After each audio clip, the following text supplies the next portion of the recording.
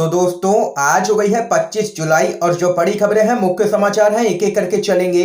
तमाम बेहद बड़ी अपडेट्स आप तक आगे इसी वीडियो के माध्यम से पहुंचाएंगे, इसलिए लगातार हमारे साथ आगे इसी वीडियो में बने रहिएगा। तो वहीं दोस्तों खबरों की तरफ चलने से पहले आप लोगों से एक छोटा सा निवेदन है कि अगर आप लोग भी जबरदस्त तरीके से किसान आंदोलन के समर्थन में खड़े हैं और तीनों ही विवादित कृषि कानूनों को रद्द करने की मांग करते हैं तो अभी इस वीडियो को लाइक कीजिएगा, अपना समर्थन दर्ज करवाइए और चैनल को सब्सक्राइब करके बेल के आइकन को जरूर दबाइएगा दोस्तों। और कमेंट बॉक्स में कमेंट जरूर कीजिए बायकॉट गोदी मीडिया। पहली बड़ी खबर आप लोगों को बताते चलें, झारखंड से बड़ी खबर है दोस्तों। हेमंत सरकार को अस्थिर करने की हो रही थी साजिश, 3 लोग किए गए हैं गिरफ्तार। विधायकों के साथ की गई थी हवाई यात्रा। आप लोगों को बताते चले हेमंत सरकार को अस्थिर करने की बड़ी साजिश रची जा रही थी। पुलिस ने स्पेशल ब्रांच के इनपुट पर रांची के एक होटल में रेड कर इस सिलसिले में 3 लोगों को यहां पर गिरफ्तार किया है।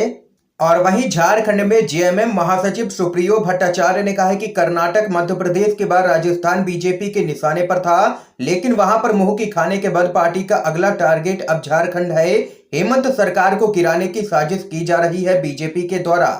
तो यहां पर दोस्तों देख सकते हैं कि बीजेपी की तरफ से झारखंड की हेमंत सोरेन सरकार को गिराने की साजिश रची जा रही थी, जिसका भांडाफोड़ यहां पर झारखंड पुलिस ने कर दिया है। एक और बड़ी खबर आप लोगों को बताते चलें, आम आदमी पार्टी के सांसद संजय सिंह ने मायावती को बताया है बीजेपी की टीम बी, बोले दोनों एक ही पार्टियां हैं। आप लोगों को बताते चलें, आम आदमी पार्टी के राज्यसभा सांसद संजय सिंह ने मायावती को लेकर के एक बड़ा बयान दे दिया है। आप लोगों को बताते चले बाराबंकी में बसपा सुप्रीमो मायावती पर संजय सिंह ने कहा है कि 2022 के उत्तर प्रदेश के विधानसभा चुनाव में मायावती का चुनाव चिन्ह हाथी की सूंड में कमल का फूल होने जा रहा है।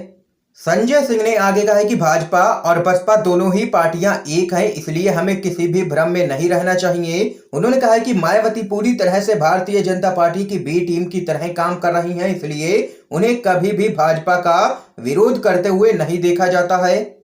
और यहां पर संजय सिंह ने मायावती को बताया है बीजेपी की बी टीम। आप लोग सहमत हैं संजय सिंह की इस बात से या नहीं? अपनी राय जरूर बता सकते हैं कमेंट बॉक्स में। एक और बड़ी खबर की तरफ चलते हैं, योगी आदित्यनाथ को ओपी राजभर की खुली धमकी, बोले 6 इंच खाली पाप का घड़ा 2022 के बाद कुर्क करवाऊंगा संपत्ति। आप लोगों को बताते चले सोहेल देव भारतीय समाज पार्टी के अध्यक्ष ओम प्रकाश राजभर ने यूपी के सीएम योगी आदित्यनाथ को खुलेआम धमकी दी है कि जल्द ही बीजेपी के पाप का घड़ा भरने वाला है और उसे वह खुद फोड़ेंगे। राजभर ने सीएम योगी की संपत्ति कुर्क कराने की बात भी यहां पर कही है। आप लोगों को बताते चले वाराणसी में महंगाई के खिलाफ प्रदर्शन के दौरान उन्होंने कहा है कि जनता महंगाई से परेशान है।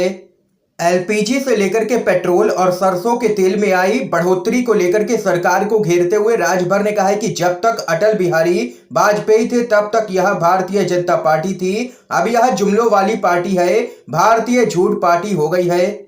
सीएम योगी का घेराव करते हुए सुभाषपा के प्रमुख ने आगे कहा है कि योगी आदित्यनाथ ने एक ट्वीट करके 1 करोड़ 61 लाख लोगों को रोजगार देने की बात कही है। पता नहीं सीएम ने यह नौकरियां कहां पर दी हैं, क्या मंदिर में दी है या समुद्र में पानी पीटने के लिए दी है। उन्होंने कहा है कि दुनिया में 2 ही लोग झूठे हैं, एक देश के प्रधानमंत्री नरेंद्र मोदी और दूसरे यूपी के मुखिया योगी आदित्यनाथ। उन्होंने कहा है कि बीजेपी के पाप का घड़ा तेजी से भर रहा है, 2 महीने में यह भर जाएगा तो इसको यहीं बनारस से फोड़ूंगा। ये यहाँ पर ओपी राजभर भड़के हैं योगी आदित्यनाथ पर। एक और बड़ी खबर आप लोगों को बताते चलें, कृषि प्रधान देश होता तो किसानों को मवाली कहने वाली मंत्री जेल में होती, ये तो अंबानी अडानी प्रधान देश है। पप्पू यादव का जोरदार हमला, देश के किसान संगठनों और मोदी सरकार के बीच कृषि कानूनों को लेकर के तनातनी पूरे जोरों शोरों से चल रही है। बीते 3 दिनों से किसानों ने जंतर मंतर पर विरोध प्रदर्शन भी शुरू कर दिया है। किसान संगठनों के द्वारा जंतर मंतर पर किसान संसद शुरू की गई है। किसान संगठनों के द्वारा जंतर मंतर पर शुरू की गई किसान संसद का भाजपा नेताओं के द्वारा विरोध भी किया जा रहा है। कुछ भाजपा के नेता किसानों के बारे में अजीबोगरीब बयानबाजी लगातार करते हुए नजर आए हैं। इसी कड़ी में भाजपा नेता और विदेश राज्य मंत्री मीनाक्षी लेखी ने किसानों को मवाली करार दिया है और कहा है कि यह लोग किसान नहीं बल्कि गुंडे हैं, जिसके बाद यहां पर संसद में भी हंगामा देखने को मिला था। और इसी बयान पर उन्हें विपक्षी नेताओं और किसान संगठनों के द्वारा जबरदस्त तरीके से घेरा जा रहा है। इस मामले में अब जन अधिकार पार्टी के नेता पप्पू यादव ने मोदी सरकार पर हमला बोला है और कहा है कि भारत कृषि प्रधान देश होता तो किसानों को मवाली कहने वाली जेल में डाली जाती। अब तो यह अडानी अंबानी प्रधान देश है जहां उनकी दलाली करने वाले देश के प्रधान हैं। ये यहाँ पर पप्पू यादव ने मीनाक्षी लेखी को ले लिया है निशाने पर। एक और बड़ी खबर जान लेते हैं। राहुल गांधी की आम की पसंद पर मीडिया में बवाल। लोग बोले बीजेपी ने इसी काम के लिए इन्हें करोड़ों खिलाए हैं। आप लोगों को बताते चले क्या कुछ है पूरा मामला। कांग्रेस के पूर्व अध्यक्ष राहुल गांधी ने अपने आम खाने की पसंद पर एक बयान दे दिया। राहुल गांधी ने एक जगह पर यह कह दिया कि मुझे आंध्र प्रदेश का आम अच्छा लगता है, मुझे यूपी का आम पसंद नहीं है। राहुल गांधी ने कहा है कि लंगड़ा आम फिर भी ठीक है, लेकिन दशहरी मेरे लिए कुछ ज्यादा ही मीठा है। अब देश भर की मीडिया कल से ही यही खबर चला रही है कि राहुल गांधी को यहाँ का आम पसंद है, वहां का आम पसंद है। हद तो तब हो गई जब राहुल गांधी की आम की पसंद और नापसंद के बहाने गोदी मीडिया ने उत्तर भारत और दक्षिण भारत के बीच में लड़ाई लगाना शुरू कर दिया। सरकार भक्त चैनल सुबह से ही यही कहानी लेकर के बैठे हैं कि आखिर राहुल गांधी को उत्तर भारत के आम नापसंद क्यों है। ऐसा माहौल बनाया जा रहा है कि जैसे राहुल गांधी ने दक्षिण भारत और आंध्र प्रदेश के आमों की तारीफ ना करके पाकिस्तान के आम की तारीफ कर दी हो। अगर आप न्यूज चैनलों को खोल करके देखें तो बाकी सारे मुद्दे यहां पर समाप्त हो चुके हैं। राहुल गांधी का आम खाना सबसे बड़ा मुद्दा गोदी मीडिया में यहां पर बन चुका है। इसी पूरे मामले पर एक यूजर ने यहां पर ट्वीट करते हुए कहा है कि देख लीजिए, जब कोविड के दौरान यूपी के लोग कराह रहे थे तब योगी आदित्यनाथ इन्हीं चैनलों पर पैसा बरसा रहे थे और अब यहां पर सारे मुद्दे समाप्त हो चुके हैं गोदी मीडिया में और राहुल गांधी की आम की पसंद पर मीडिया में बवाल मचा हुआ है और एक बार फिर से नफरत फैला रही है गोदी मीडिया। इस खबर को लेकर के आप लोगों की क्या कुछ राय है जरूर बता सकते हैं कमेंट बॉक्स में। अगली बड़ी खबर की तरफ चलते हैं। पेगासस मामले पर बोले हैं कांग्रेस के प्रवक्ता, कहा काश पुलवामा के पहले दुश्मनों की जासूसी करते तो जवान शहीद ना होते।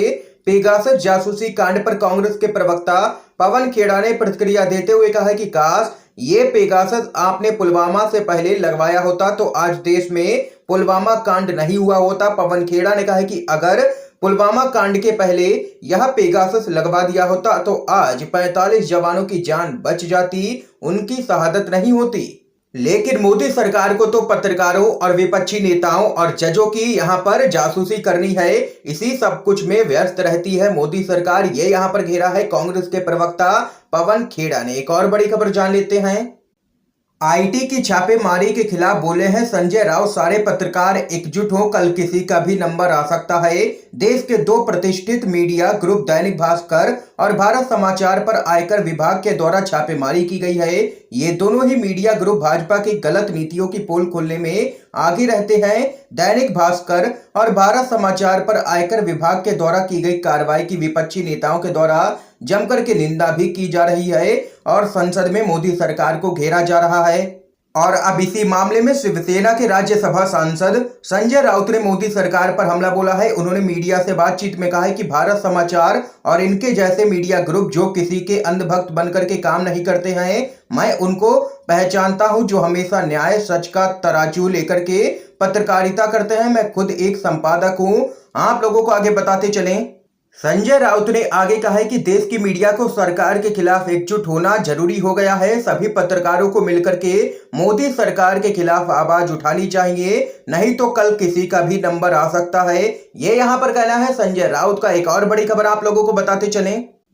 कोरोना टीकाकरण की समय सीमा तय नहीं होने पर राहुल गांधी का मोदी सरकार पर हमला, कहा यह बिना रेड की सरकार है। आप लोगों को बताते चलें, केंद्र सरकार की ओर से संसद में कहा गया है कि देश में चल रहे कोरोना टीकाकरण अभियान की कोई भी निश्चित समय रेखा नहीं तय की गई है कि कब तक ये पूरा हो जाएगा, कुछ भी पता नहीं है। सरकार के इस बयान की कांग्रेस के सांसद राहुल गांधी ने कड़ी आलोचना की है और कहा है कि ये बिना रीढ़ की सरकार है। मोदी सरकार की ओर से संसद में दिए गए बयान से जुड़ी खबर को ट्विटर पर शेयर करते हुए राहुल गांधी ने लिखा, लोगों की जिंदगी लाइन पर है लेकिन भारत सरकार के पास कोई भी टाइमलाइन नहीं है। ये एक रीढ़ ना होने का एक क्लासिक मामला है। ये यहाँ पर वैक्सीनेशन के मुद्दे पर राहुल गांधी ने मोदी सरकार को घेरा है। एक और बड़ी खबर की तरफ चलते हैं। राकेश टिकैत बोले, अनदेखी करने वाली सरकारों को सबक सिखाना जानता है इस देश का किसान। आप लोगों को बताते चलें, भारतीय किसान यूनियन के नेता राकेश टिकैत ने एक बार फिर केंद्र सरकार को कृषि कानूनों को वापस लेने और एमएसपी पर कानून बनाने को कहा है। टिकैत ने कहा है कि सरकार किसान को कमजोर ना समझे। अगर किसान की अनदेखी होती है तो किसान सबक सिखाना भी जानता है सरकार को। उन्होंने ये भी कहा है कि आंदोलन को खत्म करने का कोई सवाल ही पैदा नहीं होता है, आंदोलन तो लगातार चलता ही रहेगा। इस बीच एक और बड़ी खबर आ रही है सामने। टीएमसी की सांसद महुआ मोइत्रा बोली, बंगाल के बाद अगला लोकसभा चुनाव भी हारेगी बीजेपी। आप लोगों को बताते चलें, तृणमूल कांग्रेस की सांसद महुआ मोइत्रा ने बीजेपी पर तीखा हमला बोला है। आप लोगों को बताते चले, महुआ मोइत्रा ने दावा किया है कि बंगाल चुनाव में हार मिलने के बाद बीजेपी को अगले लोकसभा चुनाव में भी करारी हार मिलने जा रही है।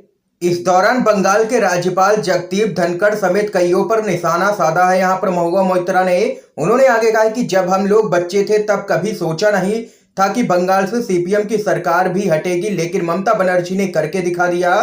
देश में कोई बदलाव लाना है तो फिर ममता बनर्जी के ही रास्ते पर चलना होगा, तभी बदलाव आ सकता है और मोदी साहब की जोड़ी सत्ता से यहां पर विदा हो सकती है। ये यहां पर कहना है टीएमसी की सांसद महुआ मोइत्रा का। दोस्तों, आज की तमाम बेहद बड़ी खबरें थी जो हमने आप लोगों तक पहुंचाई है। अगर आप लोगों को ये वीडियो पसंद आया हो तो लाइक कीजिएगा, शेयर कीजिएगा। आप सभी का बहुत बहुत धन्यवाद।